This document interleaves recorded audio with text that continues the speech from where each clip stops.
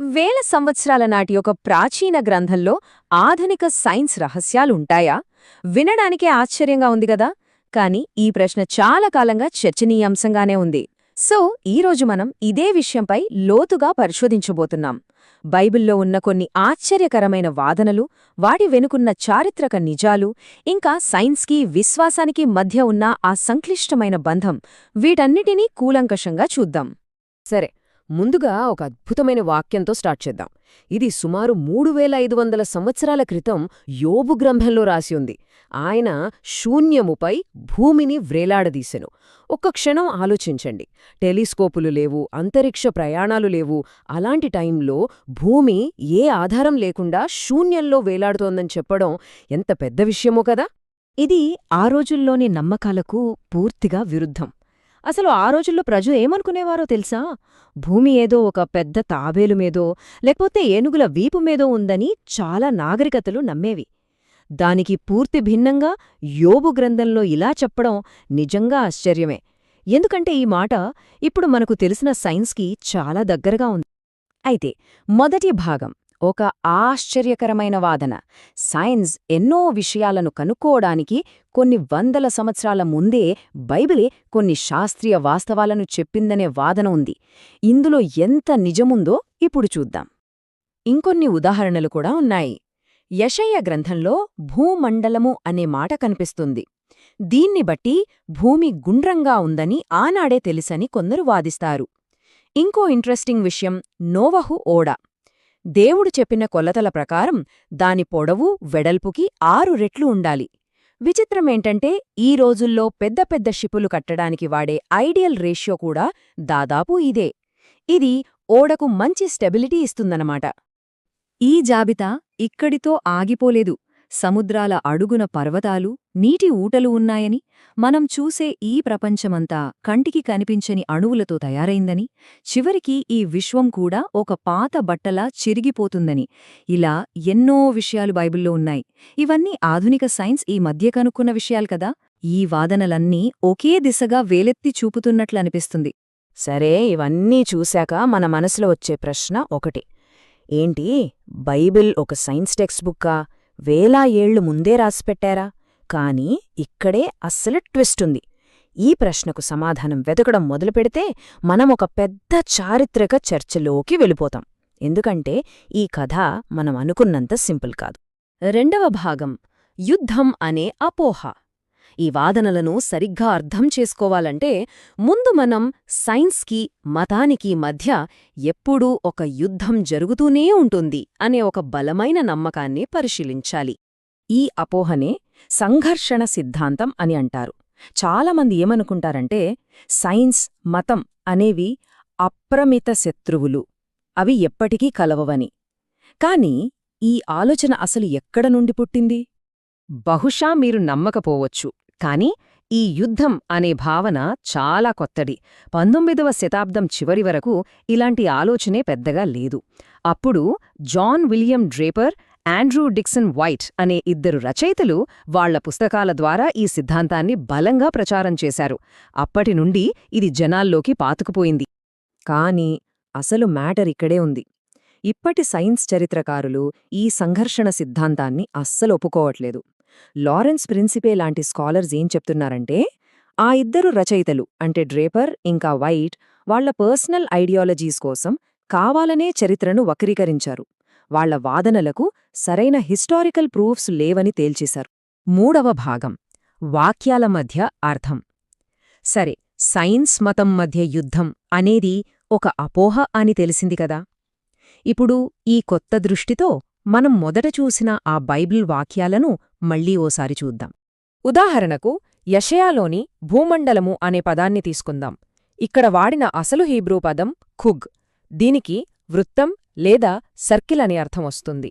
అంటే ఒక ప్లేట్లాగా చదునుగా ఉన్న వృత్తాన్ని కూడా సూచించవచ్చు. ఒకవేళ రచయిత స్పియర్ అంటే గోళాన్ని ఉద్దేశించి ఉంటే దానికి వేరే పదం ఉంది, కాని అది వాడలేదు.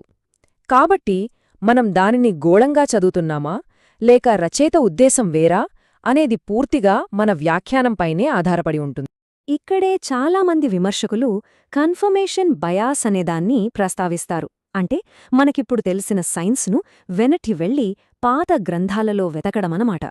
ఇది నిజంగా ఆ గ్రంథాలు చెబుతున్నాయా లేక మనమే ఆ అర్థాలను వాటికి ఆపాదిస్తున్నామా అనేది అసలు ప్రశ్న. 4వ భాగం ఒక సంక్లిష్ట చరిత్ర. మరి సైన్స్, మతం మధ్య సంబంధం యుద్ధం కాకపోతే అది ఏమిటి? ఇక్కడే చరిత్రకారులు ఒక కొత్త పదాన్ని పరిచయం చేశారు: సంక్లిష్టతా సిద్ధాంతం.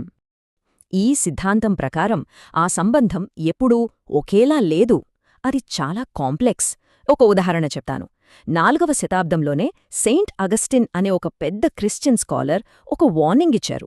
ఆయనేమన్నారంటే, మనకు తెలిసిన సైంటిఫిక్ ఫ్యాక్ట్స్కి వ్యతిరేకంగా బైబిల్ని ఇంటర్ప్రెట్ చేస్తే అది మన విశ్వాసాన్నే నవ్వులపాలు చేస్తుందని హెచ్చరించారు. చూడండి, ఇది సైన్స్ను తొక్కేయడం కాదు, దాంతో కలిసి నడవాలనే ప్రయత్నమన్నమాట. నిజానికి మనం చరిత్రను చూస్తే ఒక ఆశ్చర్యకరమైన విషయం తెలుస్తుంది. చాలా కాలం పాటు చర్చిలే సైన్స్కు అతిపెద్ద సపోర్టర్స్గా ఉన్నాయి. ప్రపంచంలోని మొదటి యూనివర్సిటీలు, స్కూల్స్, హాస్పిటల్స్ చాలా వరకు మత సంస్థలే స్థాపించాయి. ఇది మనం సాధారణంగా వినే యుద్ధం కథకు పూర్తి విరుద్ధం కదా. ఆధునిక సైన్స్కు పునాదులు వేసిన వారిలో చాలామంది దేవునిపై ప్రగాఢ విశ్వాసమున్నవారే. న్యూటన్, కెప్లర్, పాస్చర్, మెండెల్, ఈ లిస్ట్ చాలా పెద్దది. వారు సైన్స్ను విశ్వాసానికి శత్రువుగా చూడలేదు, బదులుగా దేవుని సృష్టిని అర్థం చేసుకోవడానికి ఒక మార్గంగా చూశారు. ఆధునిక భౌతిక శాస్త్ర పితామహుడు సర్ ఐజాక్ న్యూటన్నే తీసుకుందాం.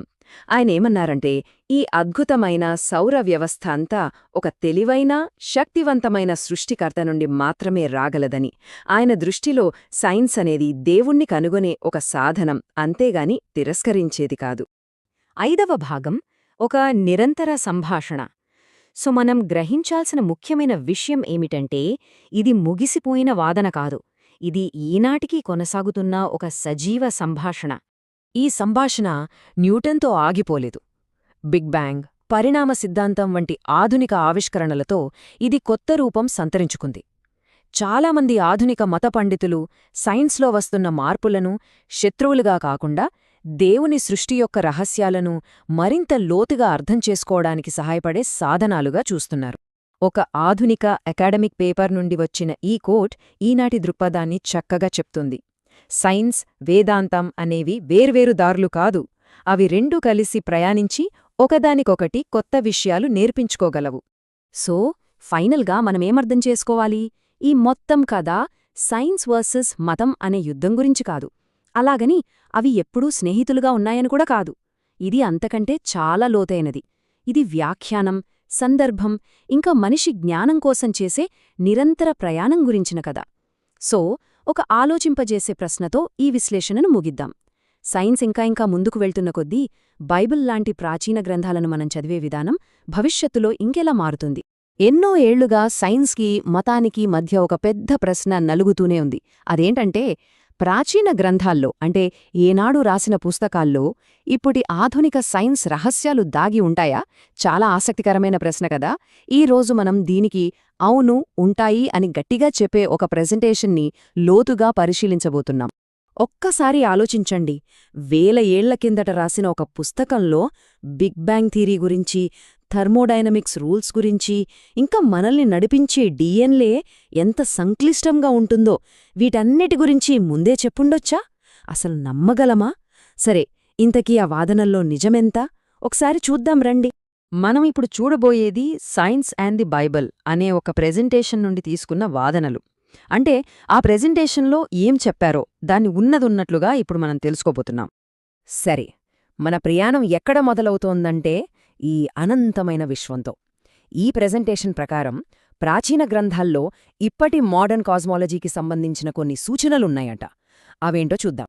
ఇప్పుడు చూడండి, మోడర్న్ సైన్స్ ఏం చెప్తోంది? మన విశ్వం బిగ్ బ్యాంగ్ అనే ఒక పెద్ద పేలుడుతో మొదలైందని, అంటే దీనికొక ఖచ్చితమైన స్టార్టింగ్ పాయింట్ ఉందని. సరే, ఇప్పుడు ఈ ప్రెజెంటేషన్ ఏం వాదిస్తోందంటే, బైబిల్లోని జెనెసిస్లో మొట్టమొదటి వాక్యముంది కదా, అందులోనే ఈ ఐడియా ఉందంటోంది. ఇదింకా ఆశ్చర్యంగా ఉంటుంది. చూడండి, గ్రావిటీని కనుక్కోవడానికి ఎన్నో వేల ఏళ్ల ముందు రాశారు దీన్ని. అయినా సరే ఈ వాక్యం మన భూమి శూన్యంలో అంటే స్పేస్లో ఏదో కనిపించని శక్తితో వేలాడుతోందని చాలా కరెక్ట్గా వర్ణించిందని ఈ ప్రెజెంటేషన్లో చెప్తున్నారు. ఈ ప్రెజెంటేషన్ ఇక్కడితో ఆగలేదు. ఇంకా చాలా విషయాలు చెప్పింది. ఆకాశంలో మనం చూసే లెక్కలేనన్ని నక్షత్రాల గురించి, అలాగే మన యూనివర్స్ని నడిపించే కొన్ని ఫండమెంటల్ ఫిజిక్స్ లాస్ గురించి, ఇలా చాలా సైంటిఫిక్ విషయాల్ని సూచించే మరికొన్ని వాక్యాల్ని కూడా చూపిస్తోంది. సరే, ఈ అనంత విశ్వం నుండి ఇప్పుడు మన ఫోకస్ని మన ఇంటికి, అంటే మన భూమి వైపుకి మారుద్దాం. అసలు ఈ ప్లానెట్ జీవం ఉండటానికే ప్రత్యేకంగా డిజైన్ చేశారని ఈ ప్రెజెంటేషన్ ఎలా వాదిస్తోందో ఒకసారి చూద్దాం. చాలా కాలం పాటు చాలా కల్చర్స్లో భూమి బల్లపరుపుగా ఉందని నమ్మేవాళ్లు. కాని ఆ టైంలోనే రాసిన ఈ వాక్యం భూమి గుండ్రంగా ఒక గోళంలా ఉందని చెప్పడానికి సాక్ష్యంలా నిలుస్తోందని ఈ ప్రెజెంటేషన్లో చూపిస్తున్నారు. ఈ ప్రెజెంటేషన్ ప్రకారం మనమిక్కడ బ్రతికి ఉన్నామంటే అదొక అద్భుతం. ఎందుకంటే అన్నీ పర్ఫెక్ట్గా సెట్ అయ్యాయి.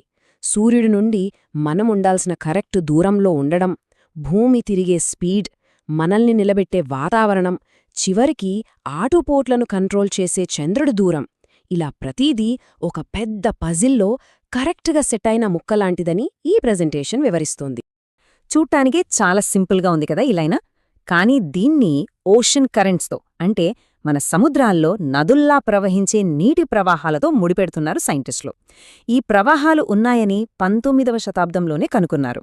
ఈ పాత ప్రశ్నని 20వ శతాబ్దంలో కనుక్కున్న ఒక పెద్ద ఆవిష్కరణతో లింక్ చేస్తున్నారు. అవే హైడ్రోథర్మల్ వెంట్స్. అంటే ఏంటంటే సముద్రం అడుగున ఉండే హాట్ వాటర్ స్ప్రింగ్స్ లాంటివి అన్నమాట. అక్కడ్నించి విపరీతమైన వేడినీళ్లు బయటకొస్తాయి. ఆ కటిక చీకట్లో కూడా వాటి చుట్టూ ఒక పెద్ద ఎకోసిస్టమ్ బ్రతుకుతుంది. సరే, మన ప్లానెట్ ఎంత ప్రత్యేకంగా డిజైన్ చేయబడిందో చూశాం కదా. ఇప్పుడు మనం అసలు జీవం యొక్క బ్లూ ప్రింట్లోకి వెళ్దాం. అంటే మనుషుల పుట్టుక, వాళ్ల శరీరం ఎంత సంక్లిష్టంగా ఉంటుందో దీని గురించి ఈ ప్రెజెంటేషన్ ఏం చెప్తుందో పరిశీలిద్దాం. ఈ ప్రెజెంటేషన్ మన శరీరానికి, మనం నివసించే ఈ భూమికి మధ్య ఉన్న ఒక బలమైన సంబంధాన్ని చూపిస్తుంది. నిజానికి మన కాళ్ల కింద ఉన్న మట్టిలో ఏ కెమికల్ ఎలిమెంట్స్ అయితే ఉన్నాయో అవే మన శరీరంలో కూడా ఉన్నాయని చెప్పిన ఒక నాసా స్టడీని ఇది కోట్ చేస్తోంది. అంటే మనం మట్టిలో నుంచే వచ్చామని చెప్పడం లాంటిది. ఈ మాటలు మనిషి శరీరం ఎంత అద్భుతంగా, ఎంత కాంప్లెక్స్గా ఉంటుందో చెప్పడానికి ఉదాహరణగా చూపిస్తున్నారు. మన బాడీని ఒక బయోలాజికల్ ఇంజనీరింగ్ అద్భుతంలా వర్ణిస్తున్నారు. ఎందుకంటే ట్రిలియన్ల కొద్దీ కణాలు అన్నీ ఒకదానితో ఒకటి పర్ఫెక్ట్ హార్మోనీలో పనిచేస్తాయి కాబట్టి. అసలు ఈ నంబర్ ఎంత పెద్దదో ఊహించుకోవాలంటే, మనకు తెలిసిన ఈ మొత్తం యూనివర్స్లో ఉన్న అణువుల కన్నా కూడా ఈ నంబర్ చాలా చాలా పెద్దది. సో ఈ ప్రెజెంటేషన్ వాదనేంటంటే, జీవమనేది యాదృచ్ఛికంగా అనుకోకుండా పుట్టే అవకాశం దాదాపుగా అసాధ్యం అని. మన డిఎన్ఏలో ఉండే ఇన్ఫర్మేషన్ ఎంత సంక్లిష్టంగా ఉంటుందో చెప్పటానికి ఈ ప్రెజెంటేషన్ ఒక మంచి పోలికను వాడుతోంది. ఒక చిన్న సింపుల్ జీవిలో ఉండే డిఎన్ఏ కూడా జనరల్ మోటార్స్ లాంటి ఒక పెద్ద కంపెనీని నడిపే సాఫ్ట్వేర్ ప్రోగ్రాం కంటే ఎన్నో రెట్లు సంక్లిష్టంగా, అడ్వాన్స్డ్గా ఉంటుందని ఇది వాదిస్తుంది. ఓకే, జీవం యొక్క బ్లూ ప్రింట్ చూసాం. ఇప్పుడు ఆ జీవాన్ని కాపాడుకోవడానికున్న కొన్ని పాతకాలపు నియమాల వైపు వెళదాం. బైబుల్లో చెప్పిన కొన్ని చట్టాలు ఇప్పటి మోడర్న్ పబ్లిక్ హెల్త్ ప్రిన్సిపల్స్తో ఎలా మ్యాచ్ అవుతాయని ఈ ప్రెజెంటేషన్ చెబుతోందో చూద్దాం.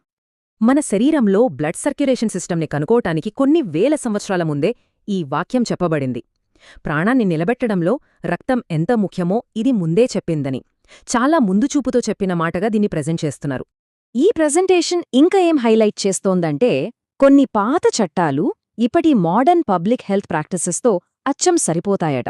ఉదాహరణకి చేతులు కడుక్కోవడం ఎంత ముఖ్యమో చెప్పడం, జబ్బులు వ్యాపించకుండా క్వారంటైన్ చేయడం, ఇలాంటివన్నీ ఇందులో ఉన్నాయి. అసలు ఈ సైంటిఫిక్ విషయాలన్నీ అందులో ఎలా వచ్చాయని నొక్కి చెప్పడానికి ఈ ప్రెజెంటేషన్ ఒక షాకింగ్ నెంబర్ ఇస్తుంది. అదేంటంటే, జెనెసిస్లో సృష్టి జరిగిన ఆర్డర్ని మోజెస్ అనుకోకుండా కరెక్ట్గా గెస్ చేయడానికి ఉన్న ఛాన్స్ 50 కోట్లలో ఒకటట. సరే, ఇదంతా చూశాక మనకేమర్థమవ్వాలి? ఈ ప్రెజెంటేషన్ చివర్లో ఒక బలమైన వాదన చేస్తుంది. అదేంటంటే, బైబిల్ అనేది సైన్స్ టెక్స్ట్ బుక్ కాదు, కానీ ఎప్పుడైనా సైన్స్కి సంబంధించిన విషయాలు చెప్తే మాత్రం అవి 100% కరెక్ట్గా ఉంటాయని. మనం ఈ విశ్లేషణను ముగించే ముందు మనందరి ముందు ఒక పెద్ద ప్రశ్న మిగిలిపోతుంది. ఏంటంటే, ఈ ప్రాచీన గ్రంథాలకి ఇప్పటి మోడర్న్ సైన్స్కి మధ్య మనం చూసిన ఈ కనెక్షన్స్ ఇవన్నీ కేవలం కాకతాళీయమా, యాదృచ్ఛికంగా జరిగాయా, లేక వీటన్నిటి వెనుక ఇంకేదైనా లోతైన అర్థముందా? ఒకసారి ఆలోచించండి. అయితే మొదటి భాగం ఒక ఆశ్చర్యకరమైన వాదన. సైన్స్ ఎన్నో విషయాలను కనుక్కోవడానికి కొన్ని వందల సంవత్సరాల ముందే బైబిలే కొన్ని శాస్త్రీయ వాస్తవాలను చెప్పిందనే వాదన ఉంది. ఇందులో ఎంత నిజముందో ఇప్పుడు చూద్దాం. ఇంకొన్ని ఉదాహరణలు కూడా ఉన్నాయి. యెషయా గ్రంథంలో భూమండలము అనే మాట కనిపిస్తుంది. దీన్ని బట్టి భూమి గుండ్రంగా ఉందని ఆనాడే తెలుసని కొందరు వాదిస్తారు. ఇంకో ఇంట్రెస్టింగ్ విషయం నోవహు ఓడ. దేవుడు చెప్పిన కొలతల ప్రకారం దాని పొడవు వెడల్పుకి 6 రెట్లు ఉండాలి. విచిత్రమేంటంటే ఈ రోజుల్లో పెద్ద పెద్ద షిప్పులు కట్టడానికి వాడే ఐడియల్ రేషియో కూడా దాదాపు ఇదే. ఇది ఓడకు మంచి స్టెబిలిటీ ఇస్తుందన్నమాట. ఈ జాబితా ఇక్కడితో ఆగిపోలేదు.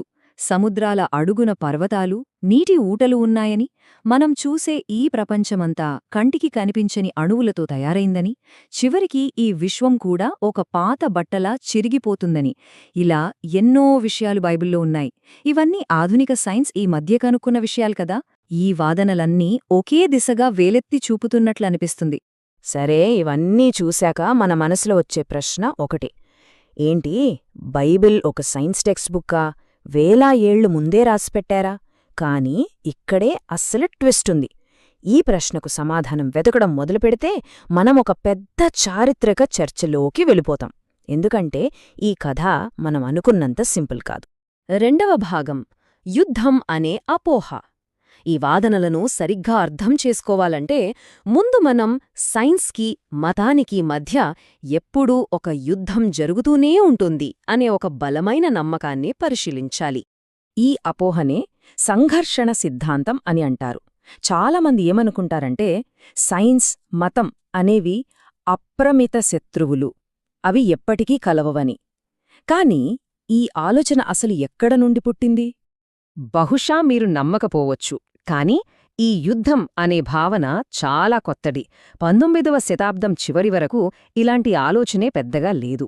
అప్పుడు John William Draper, Andrew Dickson White అనే 2 రచయితలు వాళ్ల పుస్తకాల ద్వారా ఈ సిద్ధాంతాన్ని బలంగా ప్రచారం చేశారు. అప్పటి నుండి ఇది జనాల్లోకి పాతుకుపోయింది. కాని అసలు మ్యాటర్ ఇక్కడే ఉంది.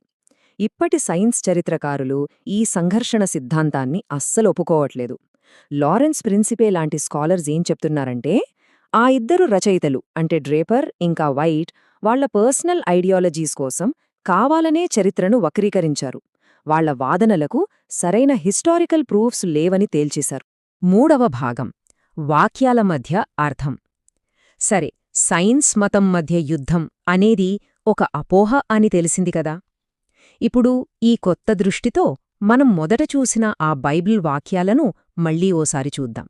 ఉదాహరణకు యెషయాలోని భూమండలము అనే పదాన్ని తీసుకుందాం. ఇక్కడ వాడిన అసలు హీబ్రూ పదం ఖుగ్. దీనికి వృత్తం లేదా సర్కిల్ అనే అర్థం వస్తుంది. అంటే ఒక ప్లేట్లాగా చదునుగా ఉన్న వృత్తాన్ని కూడా సూచించవచ్చు. ఒకవేళ రచయిత స్పియర్ అంటే గోళాన్ని ఉద్దేశించి ఉంటే దానికి వేరే పదం ఉంది, కాని అది వాడలేదు. కాబట్టి మనం దానిని గోళంగా చదువుతున్నామా లేక రచయిత ఉద్దేశం వేరా అనేది పూర్తిగా మన వ్యాఖ్యానంపైనే ఆధారపడి ఉంటుంది. ఇక్కడే చాలామంది విమర్శకులు కన్ఫర్మేషన్ బయాస్ అనేదాన్ని ప్రస్తావిస్తారు. అంటే మనకిప్పుడు తెలిసిన సైన్స్ను వెనక్కి వెళ్లి పాత గ్రంథాలలో వెతకడమనమాట. ఇది నిజంగా ఆ గ్రంథాలు చెబుతున్నాయా లేక మనమే ఆ అర్థాలను వాటికి ఆపాదిస్తున్నామా అనేది అసలు ప్రశ్న. 4వ భాగం ఒక సంక్లిష్ట చరిత్ర. మరి సైన్స్, మతం మధ్య సంబంధం యుద్ధం కాకపోతే అది ఏమిటి? ఇక్కడే చరిత్రకారులు ఒక కొత్త పదాన్ని పరిచయం చేశారు: సంక్లిష్టతా సిద్ధాంతం. ఈ సిద్ధాంతం ప్రకారం ఆ సంబంధం ఎప్పుడూ ఒకేలా లేదు, అది చాలా కాంప్లెక్స్. ఒక ఉదాహరణ చెప్తాను. 4వ శతాబ్దంలోనే సెయింట్ అగస్టిన్ అనే ఒక పెద్ద క్రిస్టియన్ స్కాలర్ ఒక వార్నింగ్ ఇచ్చారు. ఆయనేమన్నారంటే, మనకు తెలిసిన సైంటిఫిక్ ఫ్యాక్ట్స్కి వ్యతిరేకంగా బైబిల్ని ఇంటర్ప్రెట్ చేస్తే అది మన విశ్వాసాన్నే నవ్వులపాలు చేస్తుందని హెచ్చరించారు. చూడండి, ఇది సైన్స్ను తొక్కేయడం కాదు, దాంతో కలిసి నడవాలనే ప్రయత్నమన్నమాట. నిజానికి మనం చరిత్రను చూస్తే ఒక ఆశ్చర్యకరమైన విషయం తెలుస్తుంది. చాలా కాలం పాటు చర్చిలే సైన్స్కు అతిపెద్ద సపోర్టర్స్గా ఉన్నాయి. ప్రపంచంలోని మొదటి యూనివర్సిటీలు, స్కూల్స్, హాస్పిటల్స్ చాలా వరకు మత సంస్థలే స్థాపించాయి. ఇది మనం సాధారణంగా వినే యుద్ధం కథకు పూర్తి విరుద్ధం కదా. ఆధునిక సైన్స్కు పునాదులు వేసిన వారిలో చాలామంది దేవునిపై ప్రగాఢ విశ్వాసమున్నవారే. న్యూటన్, కెప్లర్, పాస్చర్, మెండెల్, ఈ లిస్ట్ చాలా పెద్దది. వారు సైన్స్ను విశ్వాసానికి శత్రువుగా చూడలేదు, బదులుగా దేవుని సృష్టిని అర్థం చేసుకోవడానికి ఒక మార్గంగా చూశారు. ఆధునిక భౌతిక శాస్త్ర పితామహుడు సర్ ఐజాక్ న్యూటన్నే తీసుకుందాం. ఆయనేమన్నారంటే, ఈ అద్భుతమైన సౌర వ్యవస్థ అంతా ఒక తెలివైన, శక్తివంతమైన సృష్టికర్త నుండి మాత్రమే రాగలదని. ఆయన దృష్టిలో సైన్స్ అనేది దేవుణ్ణి కనుగొనే ఒక సాధనం, అంతేగాని తిరస్కరించేది కాదు. 5వ భాగం ఒక నిరంతర సంభాషణ. మనం గ్రహించాల్సిన ముఖ్యమైన విషయం ఏమిటంటే, ఇది ముగిసిపోయిన వాదన కాదు, ఇది ఈనాటికి కొనసాగుతున్న ఒక సజీవ సంభాషణ. ఈ సంభాషణ న్యూటన్తో ఆగిపోలేదు. బిగ్ బ్యాంగ్, పరిణామ సిద్ధాంతం వంటి ఆధునిక ఆవిష్కరణలతో ఇది కొత్త రూపం సంతరించుకుంది. చాలామంది ఆధునిక మత పండితులు సైన్స్లో వస్తున్న మార్పులను శత్రువులుగా కాకుండా దేవుని సృష్టి యొక్క రహస్యాలను మరింత లోతుగా అర్థం చేసుకోవడానికి సహాయపడే సాధనాలుగా చూస్తున్నారు. ఒక ఆధునిక అకాడమిక్ పేపర్ నుండి వచ్చిన ఈ కోట్ ఈనాటి దృక్పథాన్ని చక్కగా చెప్తుంది. సైన్స్, వేదాంతం అనేవి వేర్వేరు దారులు కాదు, అవి రెండూ కలిసి ప్రయాణించి ఒకదానికొకటి కొత్త విషయాలు నేర్పించుకోగలవు. ఫైనల్గా మనమేమర్థం చేసుకోవాలి? ఈ మొత్తం కథ సైన్స్ వర్సెస్ మతం అనే యుద్ధం గురించి కాదు, అలాగని అవి ఎప్పుడూ స్నేహితులుగా ఉన్నాయని కూడా కాదు. ఇది అంతకంటే చాలా లోతైనది. ఇది వ్యాఖ్యానం, సందర్భం, ఇంకా మనిషి జ్ఞానం కోసం చేసే నిరంతర ప్రయాణం గురించిన కథ. ఒక ఆలోచింపజేసే ప్రశ్నతో ఈ విశ్లేషణను ముగిద్దాం. సైన్స్ ఇంకా ముందుకు వెళ్తున్న కొద్దీ బైబిల్ లాంటి ప్రాచీన గ్రంథాలను మనం చదివే విధానం భవిష్యత్తులో ఇంకెలా మారుతుంది? సరే, ఇప్పుడు అసలు విషయంలోకొద్దాం. బైబిల్లో సైన్స్కి సంబంధించిన నిజాలున్నాయా? అది కూడా మనం కనుక్కోడానికి కొన్ని వేల సంవత్సరాల ముందే రాసిపెట్టారా? ఇది కేవలం యాదృచ్ఛికమా, లేక నిజంగానే ఆ ప్రాచీన గ్రంథాల్లో మనకందని జ్ఞానమేమైనా ఉందా? లోతుగా పరిశీలిద్దాం. సరే, ముందుగా మనం ఈ వాదనను సమర్థించేవాళ్ల వైపు నుంచి చూద్దాం. బైబిల్లో సైంటిఫిక్ విషయాలు ముందే చెప్పారని వాళ్లు ఎందుకంత గట్టిగా నమ్ముతారు? వాళ్లు చూపిస్తున్న ఆధారాలేంటి? ముందుగా విశ్వం గురించి చూద్దాం. ఉదాహరణకి యోబు గ్రంథంలో భూమి శూన్యంలో వేలాడుతోంది అని రాసి ఉంది. ఒక్కసారి ఆలోచించండి, ఇది వేల సంవత్సరాల కిందట రాసిన మాట. ఇప్పుడు మన మోడర్న్ సైన్స్ కూడా అదే కదా చెప్తుంది. అంతేకాదు, యెషయా గ్రంథంలో భూమి ఒక మండలం అని, ఇంకా హెబ్రీలకు రాసిన పత్రికలో అయితే ఈ సృష్టి అంతా కంటికి కనిపించని చిన్న చిన్న కణాలతో తయారైందని ఉంది. అంటే అచ్చం అణువుల్లాగనమాట. ఈ చిత్రం చూడండి, తేడా ఎంత స్పష్టంగా ఉందో. ఒక పక్క ప్రపంచం ఓ పెద్ద తాబేలు మీదో ఏనుగు మీదో ఉందని చెప్పే పాతకాలం కథలు, మరోపక్క భూమి దేనిమీద ఆధారపడకుండా శూన్యంలో వేలాడుతోందని చెప్పే బైబిలు వాక్యం. ఈ తేడానే సమర్థకులు మన ముందు పెడుతున్నారు. సరే, విశ్వం నుంచి మన భూమి మీదికి వద్దాం. మన గ్రహం గురించి బైబిల్ ఏం చెప్పిందో చూద్దామా? ప్రసంగి గ్రంథంలో నీటి చక్రం అంటే వాటర్ సైకిల్ గురించి చాలా అద్భుతంగా వర్ణించారు. నదులన్నీ సముద్రంలోకి వెళ్తాయి, కాని సముద్రం నిండిపోదు. మరి ఆ నీరంతా ఏమవుతుంది? మళ్లీ ఆవిరై, మేఘాలై, వర్షంగా కిందకొస్తుంది. అలాగే కీర్తనలు గ్రంథంలో సముద్రంలో రహస్య మార్గాల గురించి కూడా ప్రస్తావనుంది. ఈ చిత్రం చూస్తే చాలా సింపుల్గా అర్థమైపోతుంది. ఆమోసు గ్రంథంలో చెప్పినట్టే నీరు సముద్రం నుంచి ఆవిరై పైకి వెళ్తుంది, అక్కడ మేఘాలుగా మారుతుంది, ఆ తర్వాత భూమి మీద వర్షంలా కురుస్తుంది. ఇదే కదా మనం ఇప్పుడు వాటర్ సైకిల్ అని చదువుకుంటున్నాం. మరి ఈ విషయం వేల ఏళ్ల కిందట ఆ గ్రంథంలోకెలా వచ్చింది? ఇది కేవలం ఊహ కాదు, నిజంగా జరిగింది కూడా. మాథ్యూ మౌరీ అనే శాస్త్రవేత్తను ఫాదర్ ఆఫ్ ఓషినోగ్రఫీ అని పిలుస్తారు. ఆయన కీర్తనల గ్రంథంలో సముద్ర మార్గాల గురించి చదివి దేవుడు చెప్పాడు కాబట్టి అవి ఖచ్చితంగా ఉండి తీరాలి అని నమ్మారు. ఆ నమ్మకంతోనే ఆయన సముద్ర ప్రవాహాలని కనిపెట్టారు. ఆధునిక సముద్ర శాస్త్రానికి పునాది వేశారు. ఇక ఫిజిక్స్ విషయానికొస్తే ఈ వాదనలు ఇంకా ఆశ్చర్యంగా ఉంటాయి. ఆదికాండంలో సృష్టి పూర్తయింది అని చెప్పడం, శక్తిని కొత్తగా సృష్టించలేం, నాశనం చెయ్యలేం అనే థర్మోడైనమిక్స్ మొదటి నియమానికి సూచన అని అంటారు. అలాగే విశ్వం ఒక పాత బట్టలా చిరిగిపోతుందని కీర్తనలో చెప్పడం అంటే అన్నీ క్షీణిస్తాయని చెప్పే రెండవ నియమాన్ని సూచిస్తోందని కూడా వాదిస్తారు. ఇప్పటిదాకా మనం నాణేనికి ఒకవైపే చూసాం, కాని ప్రతి కథకు ఇంకో కోణం ఉంటుంది కదా.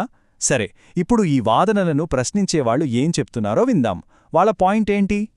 విమర్శకులు ముఖ్యంగా 3 ప్రశ్నలు అడుగుతున్నారు. మొదటిది, అనువాదం సరిగ్గా జరిగిందా? హీబ్రూలో ఉన్న మాటకు మనమనుకుంటున్న అర్థమే ఉందా? రెండవది, అక్కడ వాడిన భాష కవిత్వమా లేక సైన్సా?